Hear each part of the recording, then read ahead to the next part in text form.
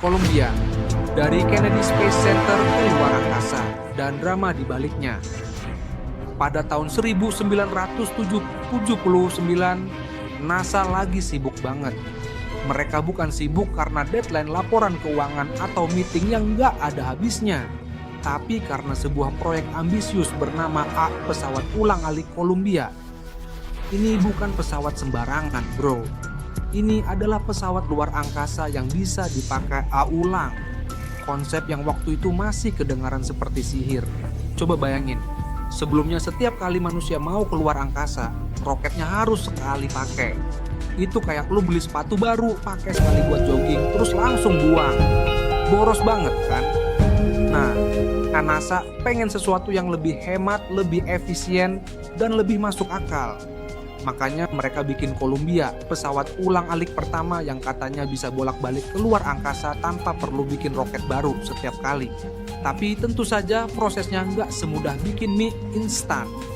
Columbia pertama kali dikirim ke Kennedy Space Center pada tanggal 8 Maret tahun 1979. Itu kayak pesawat pindahan. Tapi bedanya ini bukan dikirim pakai truk, melainkan diangkut di atas punggung pesawat Boeing 747. Iya, Columbia numpang di pesawat lain. Bayangin kalau lu punya mobil tapi buat pindahan malah naik mobil temen lu. Kira-kira gitu deh. Kenapa namanya Columbia?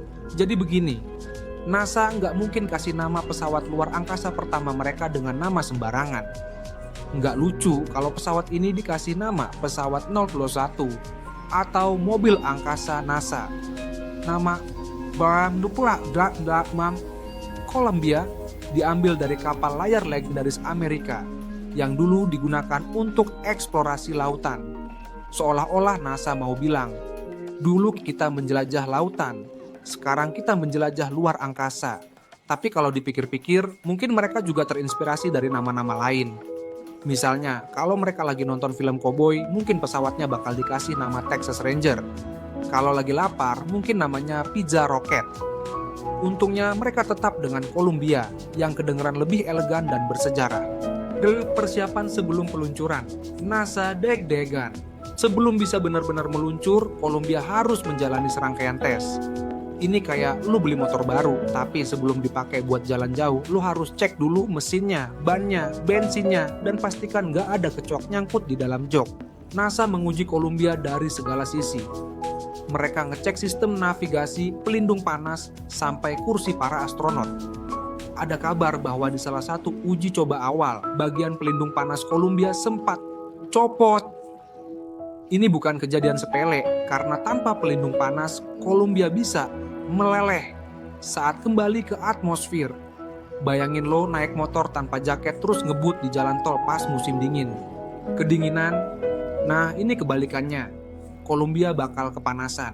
Masalah lainnya, roda pendaratan Columbia sempat macet waktu uji coba di landasan. NASA langsung panik.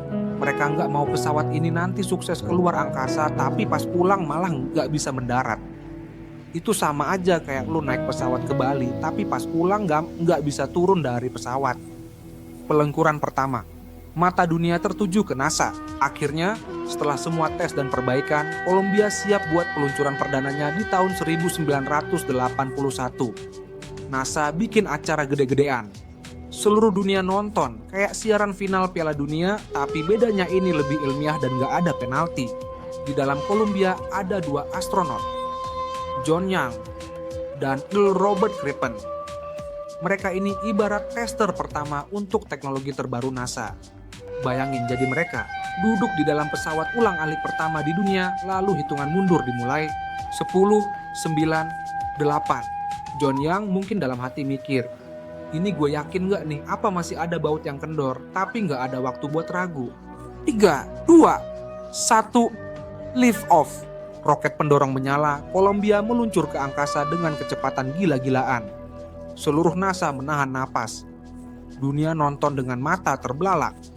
Dan akhirnya, Columbia sukses mencapai orbit. NASA resmi membuka era baru eksplorasi luar angkasa. Columbia antara kebanggaan dan tragedi.